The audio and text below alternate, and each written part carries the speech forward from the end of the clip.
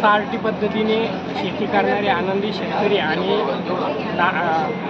बिना नांगरण्याची शेती त्या माध्यमातून घेतलेलं उत्पादन केळी आहे, फुलगोबी आहे, लसूण आहे, काकडी आहे, टोमॅटो आहे, अद्रक आहे, त्यानंतर कांदा आहे, हे नस आहे बघा, त्यानंतर शिमला मिरची आहे बघा, पिवळ्या कलरची आहे, त्यानंतर हिरवी, लाल मिरची आणि पपई, मक्का आणि तिथं हे गोबीची फ्लावर अशा वेगवेगळ्या